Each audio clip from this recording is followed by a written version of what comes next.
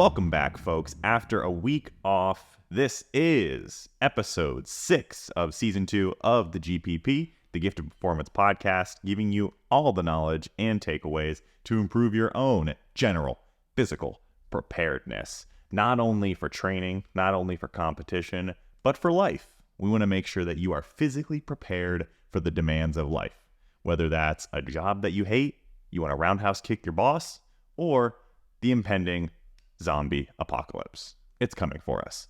Now, speaking of a zombie apocalypse, adapting, being ready, making sure that your training is on point for that, we start our week off with one piece of silly stuff.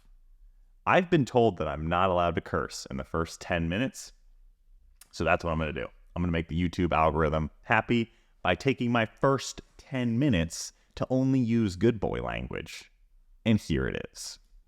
All right, let's see if I can find this here, Jake. Here it is. So this comes from, someone sent me this account, Mavi Gadget. Jake can link the video. Just run the video behind me or run the video wherever. It seems to be like, so it looks like a tube, like a big circular tube. Audio only people, I'm sorry, this is gonna be a rough one for you, but I'm gonna try and explain this the best that I can. It's like an inner tube that you would ride behind like a boat on. You see all those videos of people flying off, like that kind of thing. But it's like foot holsters, I guess you would say, foot, and then it's got things that you can hang on to in the front, like handles in the front. And you can kind of tilt it in each direction, rock it forward and back. And as this lady is doing, she's using it to simulate being a cheetah chasing down a gazelle. So it's kind of like a video game fitness hybrid thing here from the folks over at Mavi Gadget. I looked at their profile, and this isn't made by them. They basically post other products. And then it didn't even link to what, I couldn't even look into what this thing actually was because it wasn't tagged or linked. So, but I mean, it has almost 90,000 likes, so people are digging it. I wonder what other applications you could use this for. Like what kind of simulations you could put in here, what game, because the game itself, Jake, you can kind of zoom in on the game as it plays, and it's like very rudimentary. It's not like a high quality game. It kind of looks like some of these new age like VR things that people are putting together, and it's like you're a cheetah and you're chasing down your prey. So I want to see something similar to this, but get a little bit more creative with it. What can this actually be? Can I be, maybe I'm a gorilla and I'm chasing down like zombies in the forest. Or maybe it's just, maybe we make this every like middle age, not even middle age, like every person around my age. Let's take 25 to 35 year olds and let's make this game like football punishment, JV and varsity football punishment, where you're doing bear crawls again. So it's like go into your punishment chamber, relive that PTSD of coach screaming over your shoulder, and you're doing, bear crawls. And I'm a big proponent of, I don't really care how you get your fitness in. And this is fitness adjacent, fitness related. So the comment section here is rough, Jake. If you just want to link the comment section and just scroll through what some people are saying about this innocent young lady here playing her cheetah hunting a gazelle game, you people need help. You people need Jesus. But that's our silly stuff for the day, is fitness. Get it however you want. Pretend you're a cheetah chasing down a gazelle. I guess I have to be okay with it. I'm okay with it. She's expending. She looks like she's in shape. Her sock shirt combo is nice. I'm okay with it. All right. I give it a thumbs up. Most of the silly stuff that we see on here gets a firm thumbs down from me. But while this is silly, it's still promoting physical activity. So we're getting a thumbs up of approval there. Jake, throw the thumbs of approval up there.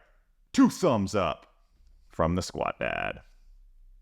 All right, our next piece here is something that I put on my story. So I think Matt Casano posted this, our homie Matt Casano, and then I kind of screenshotted it and put it on my own story because I wanted to ask people basically a poll of like, so the original post is from Danny Class, DANIKLASS. Oh, is that going to count as cursing? Spelling it out? It's her name, Class, KLASS. That's just her name. All right, so she posted a video basically looking at Italy had banned lab-grown meat. So I honestly don't even, like, people kind of just read the first line of an article. Is it a true ban? Is it regulation? I didn't look into it any further. If this is stuff that really interests you, go ahead and look into it further. But Miss Danny Class here, Miss KL Ass, she posted Italy had, quote unquote, banned lab-grown meat. So lab-grown meat is essentially, taking cells from a chicken or a pig or a cow and then growing quantities of meat within kind of a petri dish or in a lab-controlled environment, using various stem cells and whatnot to grow meat in large quantities within a lab and then sell it. So, it starts as cells from the meat sources that people are used to, so chicken, beef, pork, whatever it is, but it's from cell to actual meat that you cook and then eat. It's all lab process. There's no natural, the animal grows and blah, blah, blah, and then we take the meat, all that stuff. A lot of people are proponents of this as the future of meat consumption. Agriculture around, the production of mass amounts of meat for consumers. There's a lot of, opinions on that. It's destroying the environment. No, the free grazing cattle is helping the environment. It's natural. It's the process that, has existed for thousands of years. Wherever you fall on that debate doesn't really matter because we're looking at lab-grown meats today. So a lot of people have, it's very, again, it's polarized, right? It's like lab-grown meat, great, gonna save the day, saves the animals, let them graze, let them do whatever, don't kill the animals, blah, blah, blah.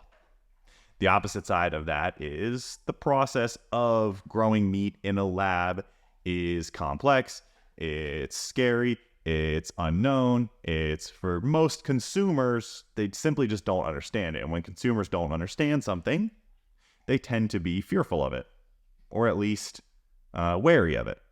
Some people aren't like, oh, we should ban it, but like consumption of it in large quantities, probably not your best bet. Where do I fall on this? I would say the safest position here, if I want to be right long-term, which is all I care about. I don't care about taking a stand that like makes the most sense or appeals to people. I don't give a shit.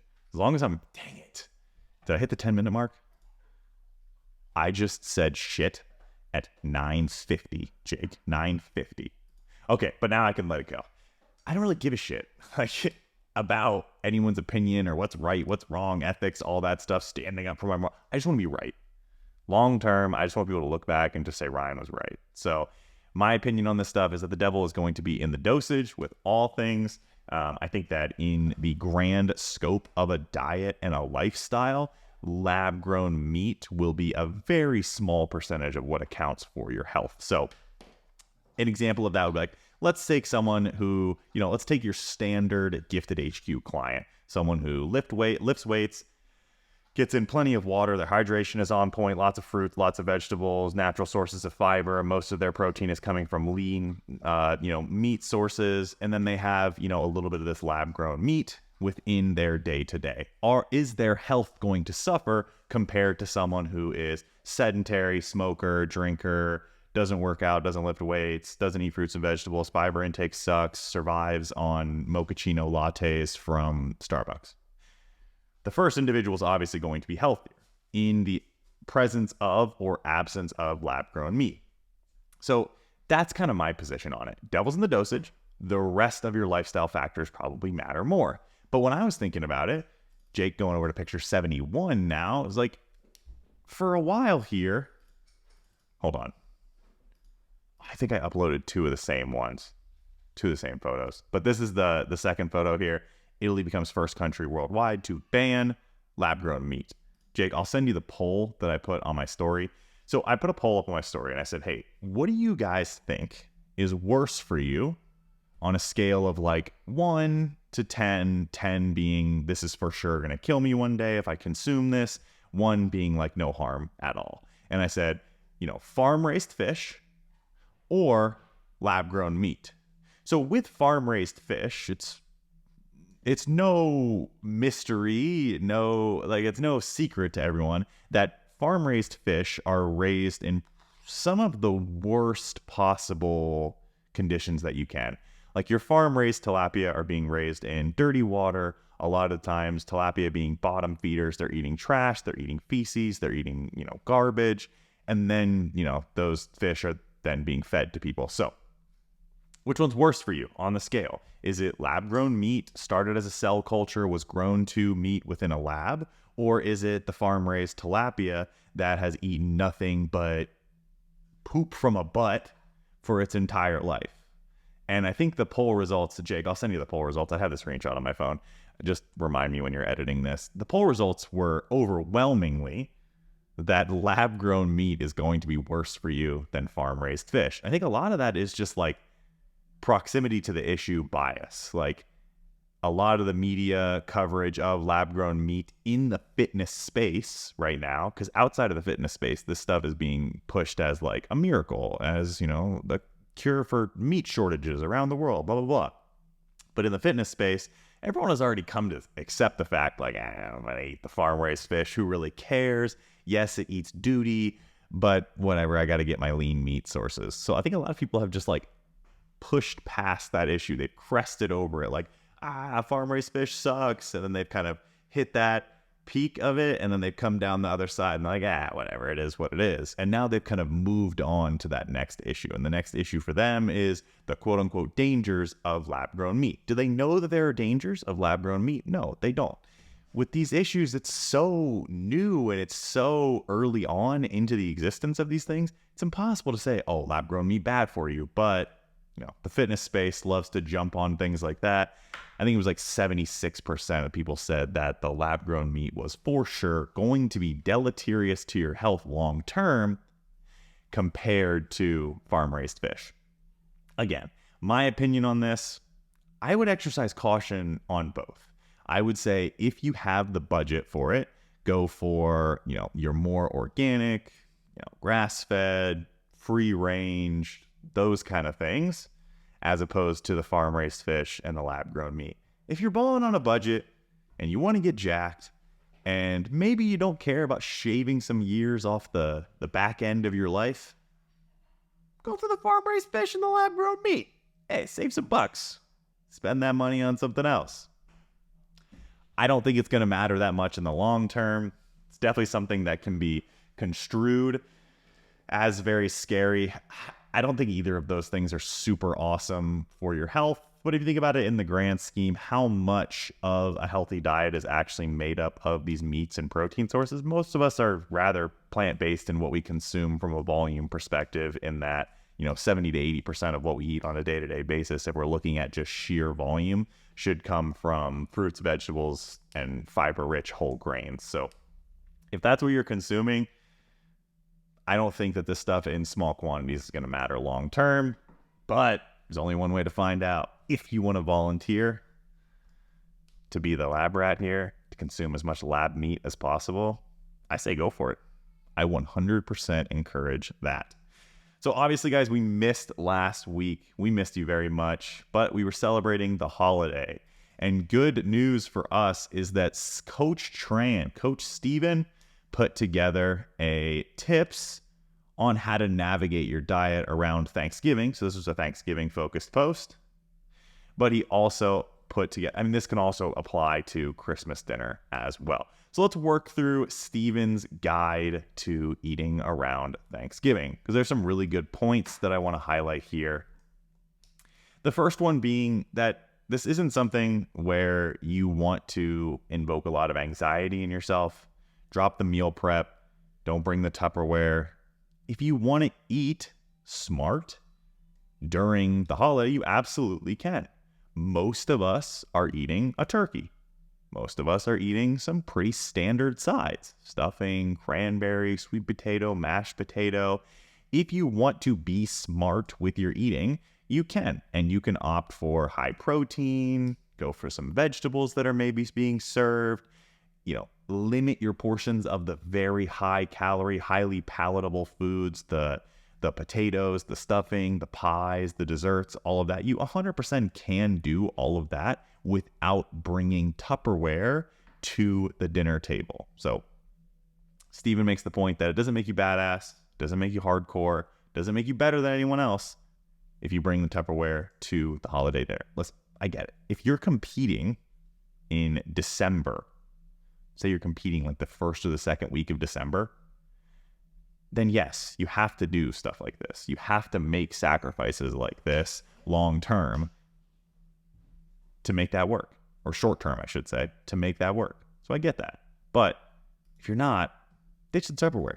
Ain't nobody bringing that stuff to the dinner table. Eat some real food. The second point here is that if you do want to limit the total caloric quote-unquote damage during the Thanksgiving meal, what you can do is have your meals prepped before. So for the day of, the day before, and the day after Thanksgiving, have your meals prepped.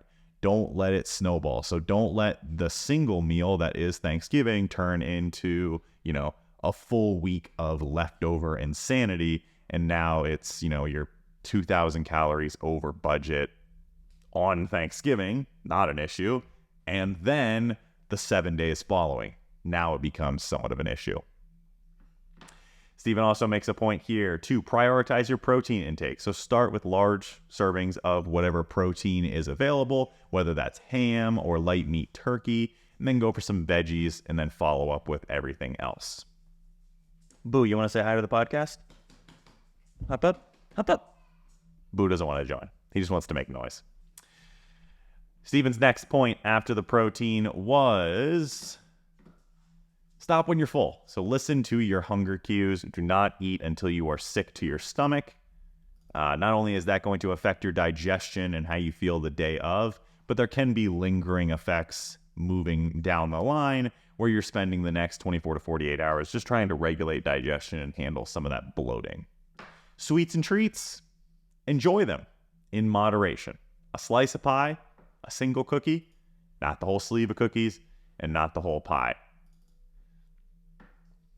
If you are struggling with hunger cues, maybe you're just coming out of a diet phase, going into, this would be something where you want to talk with your coach about what are some strategies, because there are going to be some people that are extremely hungry coming out of a diet into Thanksgiving, and they may just want to avoid trigger foods altogether to avoid kind of that binge cycle.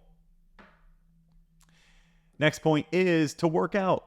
Do some cardio the morning of Thanksgiving. Get out there, play some football, some touch football or tackle, I guess. Touch football with the fam, go for a walk, do a turkey trot 5K, do something that's fun, but don't treat it as the only way to quote unquote earn your meal. Don't do thousands of calories of cardio just so you can eat your Thanksgiving meal. That's not how it works. We don't trade cardio for food. It's not a negative, or that is a negative loop to get yourself in. Short walk after your feast. Grab your wife, grab your family, grab your girlfriend, grab your boyfriend, grab whoever it is, and go for a nice walk. Talk about the meal, talk about the day, talk about what you're thankful for. 15 to 30 minutes after, not only are you going to expend more calories, but a short, low-intensity walk like that is also going to aid in digestion. The last and probably most important points here are going to be that your weight will spike up. Your weight will spike up for a couple reasons. You're going to have some bloating. There's going to be some weight fluctuations there. Anywhere from 1 to 5% of your body weight is completely normal. So if you weigh, I want easy math.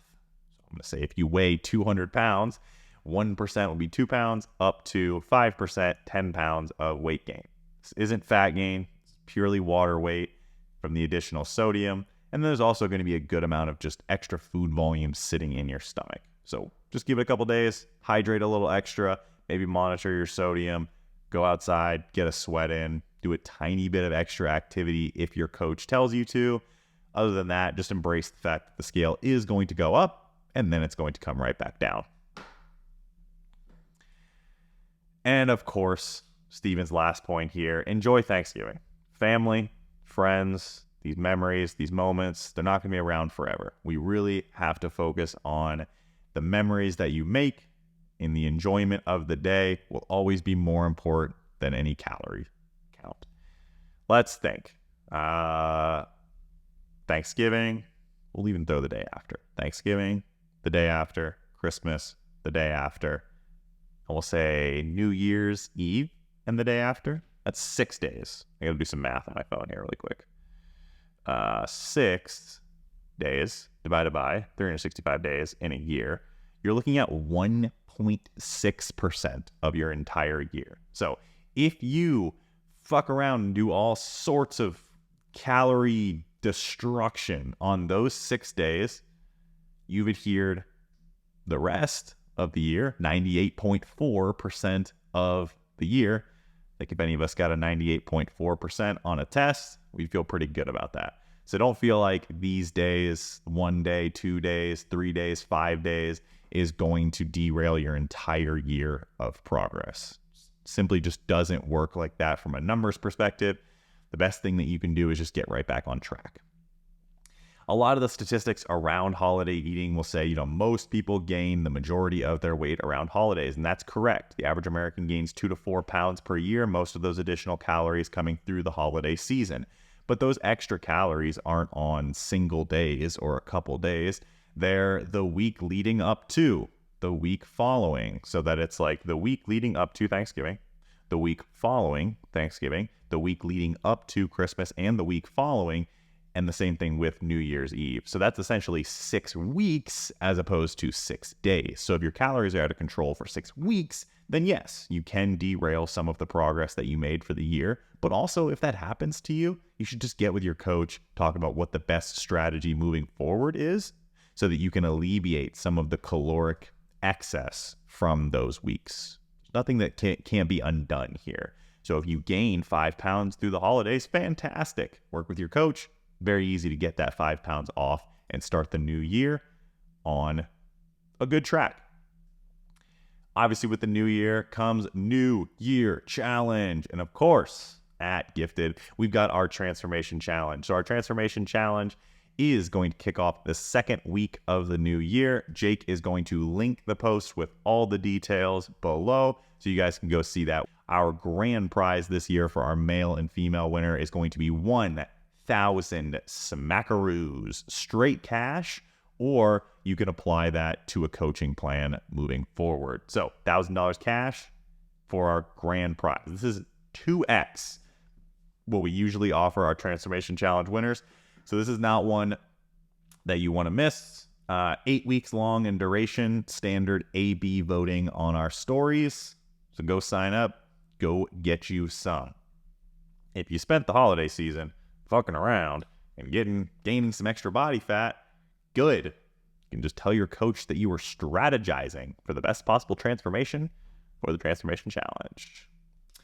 All right, let's take a gander at some transformations this week. What do we got? All right, I'm looking at an Anthony client transformation from Maddie. Plaza client Maddie transformation here. When are we going to start calling Anthony the glute maker? Can we get that? Can we trademark that, Jake? Can we just get that figured out right now? So this is kind of nutty right here. This is a 4-month transformation, 15 pounds of fat loss, and drum roll, please. Look at the size improvements. So legs got bigger, glutes got bigger, everything improved. I think a lot of women, when they undergo a fat loss transformation, they think, oh, I'm just going to get smaller. I'm going to lose my glutes. I'm going to lose my legs. I'm going to lose my, I've heard this a lot, quote unquote, feminine figure. And that's not the case, especially when you work with a coach who understands the benefits of and how to structure a resistance training program to maintain and build muscle over the course of a fat loss diet. You're going to get a transformation like this, where You lose 15 pounds, you're 15 pounds leaner, you have 15 pounds less body fat on you, and everything looks bigger. Glutes look bigger, legs are more defined, you're more toned. This is an example of a transformation where you got exactly what you wanted from it. More toned, more muscle definition, legs look bigger, glutes look bigger, waist is smaller. You actually enhance the quote-unquote sociocultural norms here, but the feminine figure. So very good job from Anthony and Maddie, as always. And of course, if you are looking to compete in the 2024 season, now is the time to get with Anthony to start your transformation phase, to at least get started on your prep timeline. So here's a quality shot of Anthony when he competed at, what was this, Anthony? This is Junior USA's. Junior USA's in Charleston, where Anthony placed 6th in classic physique. So Anthony is making his return to stage next year. He is going to be deep in the thick of it, and he's also taking transformation and prep clients. So make sure you apply to work with Anthony now. Don't wait until the new year when his roster is full and he's overwhelmed with planning out everyone else's. Don't do that. All right, over on the performance side, Mr. Pineapple Master himself, Clint, getting some of his handstand push-ups in. So Clint, about a month and a half ago, I put some handstand push-ups in his workout, and he's like, I've never done one before. I've never been able to figure it out. And here we see him hitting 5 sets of 5. So this is one of those things where myself as a coach on the CrossFit, on the weightlifting, powerlifting, performance side of the house, I think I have a pretty unique perspective on skill acquisition, and that is that exposures to the skill, whether those be good or bad, are more valuable than doing 5 months of, progressions and drills and all of that. Clint is strong enough to press his essentially push press a percentage of his body weight, which is what you're doing upside down in a handstand push-up. Clint just needs exposure to being upside down with his hands on the ground, pressing into the ground. He just needs exposure to it. He doesn't need drills and this and that and this box push-up and strict press and all of these regressions and whatnot. He just needs to fucking get upside down and try it a bunch of times. A lot of people, it's the same thing for ring muscle ups, bar muscle ups. You want to practice these things in a low stress, low fatigue environment where you can just get exposures and feel it out. Your nervous system will learn the movement very quickly, but if it has no exposure to it, it's going to look like duty butt caca in the first place, no matter what you do. So just flip yourself upside down and see what happens. As long as you have the requisite strength to hold your body weight in a handstand position up against a wall, you're good to start practicing strict and kipping handstand push-ups. I do not subscribe to the belief that you need to strict press X amount of your body weight and be able to push press this and do this amount of push-ups. To hell with all that. Get yourself upside down in a controlled, low fatigue, low stress, low risk environment and just give it a shot until it works out. That's what Clint did. And Clint went from being able to do 0 handstand push-ups in his entire life to 25 within a workout. I would call that pretty darn good. But Clint didn't stop there for a week. He also squatted over 300 pounds. No, he squatted 305. Squatted over 300, 305. First time he has done that since he was deployed in Afghanistan in 2012. Strong. He works hard. Just put him on a progression that works, put him on a progression that makes sense, and you see PRs like this. 315 is the next stop for Clint, and I would say before the end of the year, if he survives Space Coast Classic, I would say he has a really good chance of squatting 315. Last but not least on our client video series is Devin. So Devin Trotsky is a client of, I hope I said your name wrong, Devlin the Gremlin. That's what she likes to go by. Is a client of Carrie's, and she is doing some very unconventional ab exercises courtesy of her coach, Carrie. So we call these hollow rocks, hollow body position.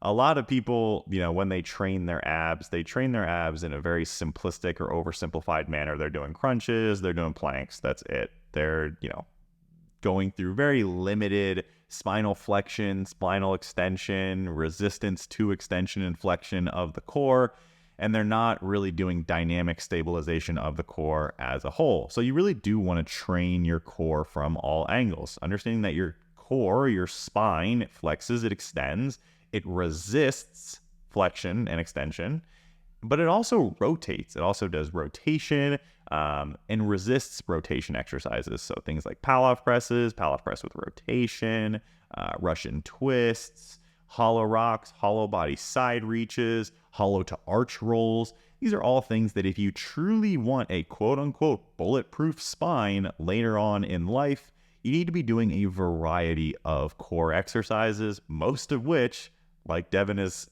insinuating here, most of these will make you feel quite silly because you just simply haven't done them before. But feeling silly is a lot better than blowing out your spine. So do your core exercises, do a variety of them, dynamic, isometric, flexion, extension, rotation, resisting all of those forces. Get all of your spinal work in so that you're not crippled. So you're not one of the 80% of Americans who report chronic back pain before the age of 50. Before the age of 50, chronic back pain. Are you kidding me? Get that out of here. Not at Gifted. We don't do none of that. We don't get down with that. We build bulletproof spines. Does anyone else hate the word bulletproof? Because you can do a lot of hollow rocks, and if I shoot you in the core, not bulletproof at all. Not bulletproof. We got to figure out a better word for that. Robust, hardy, resilient, but you ain't bulletproof. Your knees, your ankles, your back, it's not bulletproof. Am I being too literal there? Maybe. All right, if you've made it this far into the podcast, you are a true fan, a true listener. So take this chance to comment down below, hit the notification bell, unlike, like again, notification bell on, off, and then go comment on your comment and say, haha, I just hit the unlike a lot, and then, write another comment as if you were someone responding to the original comment. So as always, we are looking for 2 to 6 comments per viewer. Make sure that you feed the algorithm what it needs so that we can get this out to as many people as possible. If you're looking for comment inspiration on that last comment, obviously Christmas dinner is coming up. A lot of people get together for Thanksgiving, but Americans really don't miss spending the Christmas season together. So what I want you to do in the comments is post some of your favorite conspiracy theories. They can be political or not, that you're going to share with your family at the Christmas dinner, and then comment on that and say what you think their response is going to be. So really kind of don't hold back. No one's going to judge you. Put the craziest stuff you can think of. All right, Jake, I'm just going to scroll really far down here and see what we got. All right, 4811 stands out to me. We are now answering our Reddit questions. All right, Reddit question number 1 for the day. Jake, this is image, 4811. I think I already said that, but I just wanted to make sure. Make your job easy. Because I love you. That's a heart. My hands don't really do the heart well because my thumbs are long and my fingers are short, so it looks like kind of this atrophied heart. Both of the aortas are small and the ventricles are huge. So I'm sorry about my hand heart. All right, 4811. This question comes from K Stared. What do you guys do? But I haven't read this, so these questions always make me laugh. What do you guys do between sets? And how long do you think it's appropriate to wait, especially when the set is till failure? I feel like I might waste a little more time than I should, but I'm not trying to get injured either. Good. Yeah, definitely don't want to try to get injured. So put that disclaimer in there. So what you should do between sets. Most people scroll on their phone between sets. And while scrolling on your phone isn't the worst thing to do between sets, there is some emerging data that shows that cognitive removal from the task at hand can actually decrease performance in subsequent sets. So if you are someone looking to maximize, get absolutely everything that you possibly can out of your sets, maybe you're someone like a powerlifter or a weightlifter, or, a CrossFit or performance athlete that's focusing on a specific skill and performing that skill at a high level and ingraining the correct movement pattern, I would not suggest scrolling on your phone because that can remove you from the skill at hand. With those individuals, what I would suggest is to film your set, use your rest time to look at that video, see what you can correct and refine going into your next set. If that's not your training goal, if you're training to get fitter, healthier, build muscle, all that good stuff, I don't think scrolling on your phone is the end of the world. In terms of rest time between sets, the recommendation that I subscribe to that makes the most sense for me is that when we perform resistance training for hypertrophy or strength, we really don't want our cardiovascular system or our respiratory system being the limiting factor. So if you're having to cut your sets short because your heart is beating out of your chest as you go into the next set, or you're really trying to catch your breath, and your goal isn't cardiovascular conditioning or muscular endurance, it's hypertrophy or strength, then you need to rest longer. So wait until you've caught your breath, wait until your heart rate comes down, then you can go into your next set. Sets performed to failure and sets with larger muscle groups being involved will elevate your heart rate more and will also elevate your breathing for longer after the set. So you'll have to wait longer as you train closer to failure and as you use exercises that use larger groups of muscles. So if you're doing sets of squat or sets of leg press to failure, large muscle groups, heavily loaded, so a lot of weight that you're moving relative to your body weight or relative to other movements to failure, you're going to have to rest probably, depending on your conditioning level, 2 up to 5 minutes. You'll be able to get away with shorter rests as you become more trained, as your work capacity goes up. If you are training that aerobic system on the side, 2 to 5 minutes, gauge your heart rate, gauge your breathing appropriately, and then, just go again when. So, and another way to track this would be like, what's your drop off in reps from set to set? Because if your first set of leg press to failure is at 10, then you go again after 2 minutes and you get 4, you didn't rest long enough. We want to see a 1 to 2 rep at most drop off from set to set. Now, the inverse of that is also true. If your first set to failure was 10 and your next set you got 11, the first set wasn't truly to failure. So check your effort level. If your reps are actually going up, I say 1 to 2 rep drop off is completely normal from set to set, just as a natural byproduct of fatigue. K stared. Hope you like my answer. Let's go to 4812 here, Jake. Okay.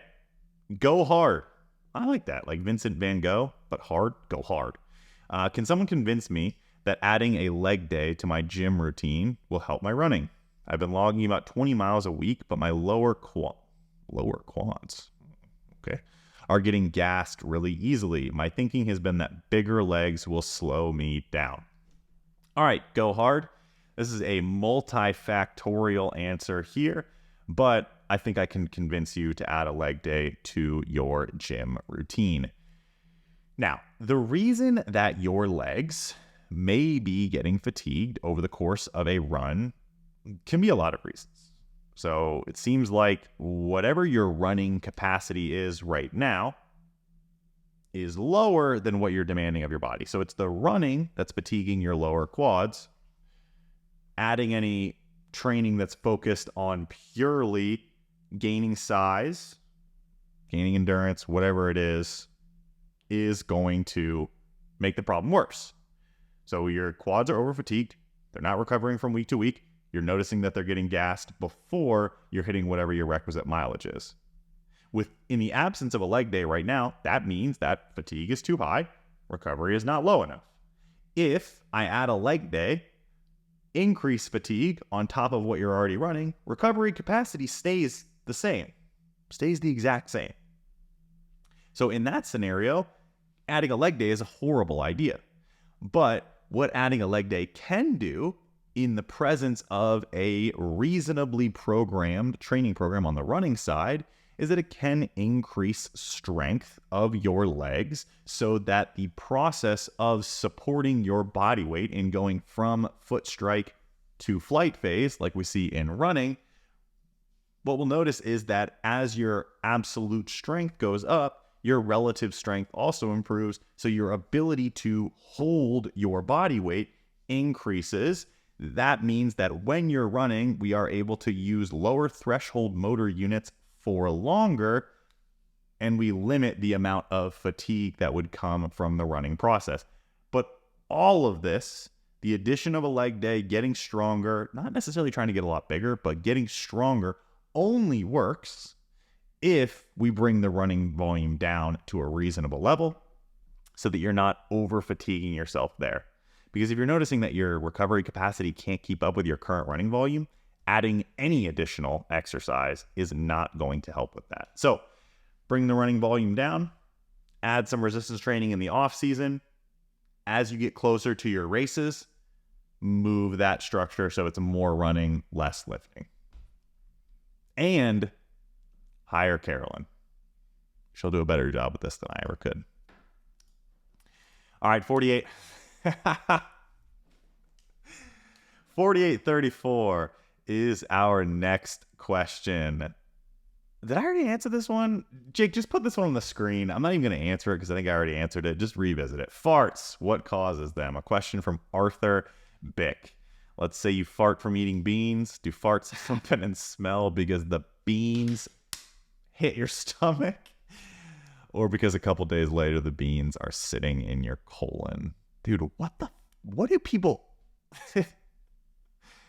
Every human should have to take a basic human physiology course so that they know how digestion and absorption of nutrients actually works. Farts, what causes them? These are the big questions in life that we need to be asking. Hey, splendid. Down at the bottom, actually did a good job of answering it. When you eat food like beans, it has a lot of fiber, which your body cannot actually break down. Your gut bacteria gets to work on this instead. That is correct. And the fermentation of that fiber releases gas, and that is what makes you toot. That's it. That's your answer on that one. All right, last but not least here is a question from Hello Everybody 94. Hello.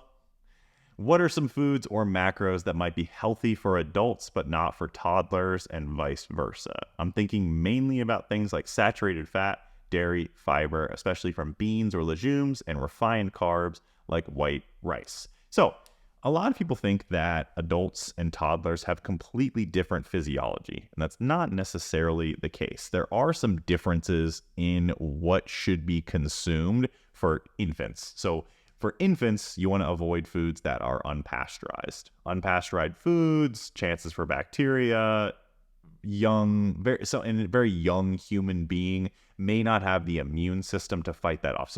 But really once you exit like a year old or a little bit after that, you can start to incorporate some of these unpasteurized foods because the immune system has had a chance to develop.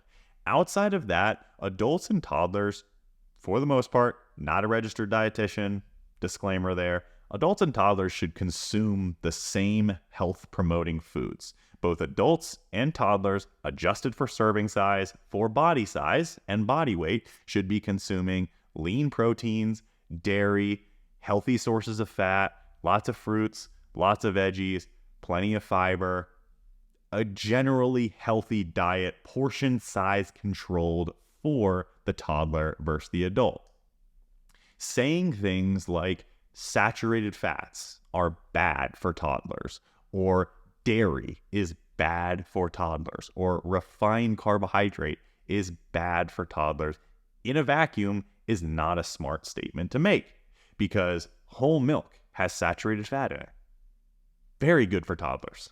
From a calorie consumption standpoint, protein, high quality protein, as well as micronutrients, loaded with that, but also has saturated fat in it. Dairy falls in that same column. Refined carbohydrates. I like that they chose white rice, as if the main source of refined carbohydrates for toddlers is that they're sitting down and just pounding white rice. What are the sources of refined carbohydrates that most toddlers are consuming? It's junk snack food, and it's high in fat, high in refined carbohydrate, does very little for hunger levels, and is super easy to overconsume in terms of calories. And we see that in the fact that even toddlers, 2, 3, 5-year-olds are getting into the category of being overweight and obese. So really, for adults and toddlers, a health promoting, health facilitating diet looks around the same. Lean proteins, healthy sources of fat, fruits, veggies, whole grains. Minimize the snack food within reason. Prioritize the healthy stuff. Minimize the juices, fruit snacks, all of that stuff. Encourage early on healthier choices there. Saturated fat, dairy, fiber, and refined carbohydrates are not the issue when we're looking at food choices for toddlers. The issue is that toddlers are now consuming smaller versions with cocoa melon on it snacks that are making adults fat and unhealthy as well. So it doesn't have to be advanced, doesn't have to be complicated. A healthy diet, quote unquote healthy diet for adults looks the same as it does for toddlers, just controlling for portion size. So don't feed your toddler like a 6-ounce serving of chicken breasts. It's a little bit much. So control the portions and it's still good to go. That's going to be the last question that we answer today. Reminders for you guys. We still have plenty of winter apparel for you guys. The cold season is upon us, even in Florida. I think it's like 61 degrees outside, so it's crazy that I'm not wearing a sweater right now. I must have the heat cranked all the way up in my house. So that's beanies, hats, sweaters, long sleeve shirts. Check the store. That is gifted-hq.com/apparel. We've got our Transformation Challenge sign up giveaway going on right now. Sign up going on very soon. I will see you on the next episode, on episode 7 of the GPP. In the meantime, in between times, and as always, stay gifted. See ya.